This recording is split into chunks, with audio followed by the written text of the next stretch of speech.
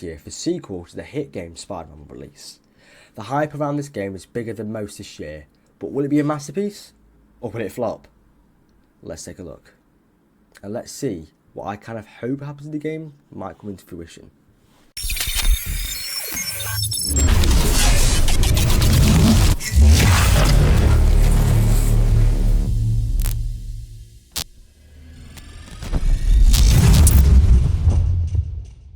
Greetings, my name is Gabe Nardle and you've probably never heard of me before.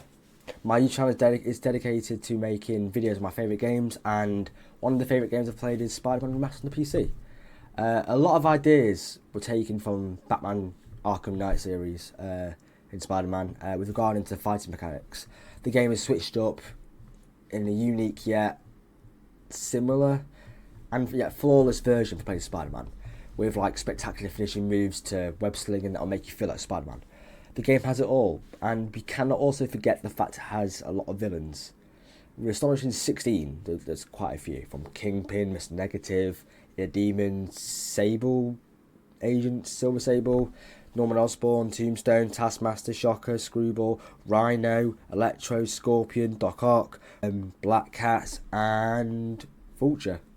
There's loads, so it's fair, that's a pretty big amount. However, the game still feels like a story-felt driven title. You know, it's more like it's very story based compared to just a fighting game, which a lot of games are nowadays anyway. Also, with the ending, Harry Osborn was revealed to be with the symbiote in the finale, which also teases for what is to come in the future. So we assume that Harry's going to pass the symbiote to Eddie Brock to create Venom, but based on trailers and information from Insomniac, it's safe to assume that Harry tells the story of Venom's origin. This is one of the first things I hope Insomniac do with this concept. Hopefully we don't just jump straight into Harry becoming Venom, but it will then almost try to mislead us as to think whether Eddie actually will possess the symbiote properly, to almost be Venom, and then it rejects him as the host and goes back to Harry just in time to temporarily cure him as he's ill. It's also well known that symbiotes can't cure diseases permanently, so it's likely that it will latch onto multiple people in the storyline, some people that might die in it, like, I don't know. Imagine if Aunt May was alive still and she had the devil basting and get a cure for it. The symbiote would latch onto her, and then it would end up leaving her and she would end up dying either way, so it would have been... So yeah, that's what I hope in the story anyway. My second hope for the game is that we do fewer missions with MJ and more with Peter, Miles and Harry, just because from the first game it did personally feel like it was a drag along. Despite Spider-Man being the main character as well, Peter's story with him and just missions with him wasn't told as much as it should be, in my opinion, and I hope we could see more of how he deals with the loss of his Aunt May over time, and, you know, him becoming more mature as the time goes on. Obviously he's lost a lot of people and his stories in the first one was amazing, but I want to see more of Peter's side and how Peter deals with it, not when Spider-Man deals with it, because we didn't get to see Peter's mentality and what he... We saw obviously how he lost Aunt May, but we didn't see how he actually went through the grieving process at the funeral, and that was it. So, also, thirdly, I'd like to see Matt Murdock appear in the game, maybe as like a side piece or anything. Based on the storyline, it's perfectly logical. Could you imagine, like, with Peter having the symbiote attached to him, he's going to cause a lot of chaos.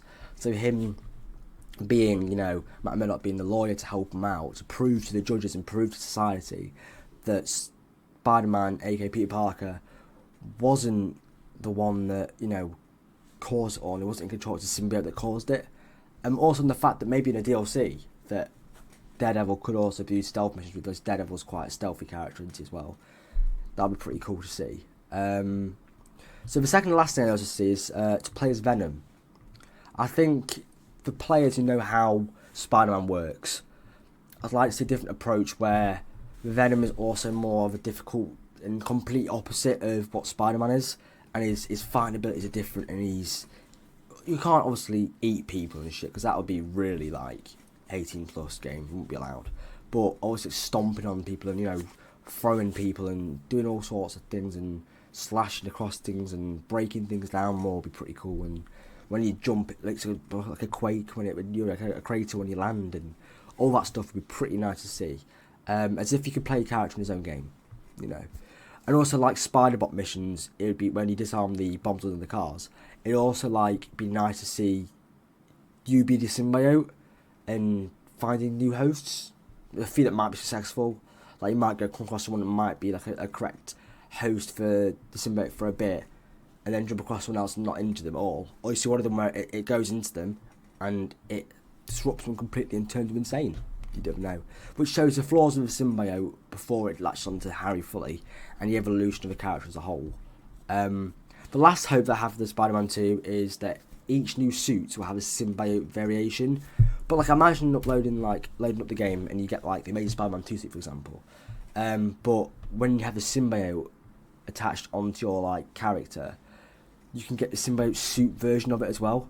But you can only use that symbiote version suit when you're in the symbiote, and you can't use it like obviously when you finish the game you can use whatever you want. But whilst in story wise, you cannot use the symbiote one unless you've got the symbiote in the mission. You know what I mean? So there you have it, guys. That is literally all I have for it. Thank you for watching the video. It's been a pleasure to share my thoughts and hopes on the new game with you guys. Keep an eye out on Twitch as well for daily live streams at twitch.tv/GamingIdol. Thank you for watching, and we'll see you in the I'll see you in the next one. Take care and peace.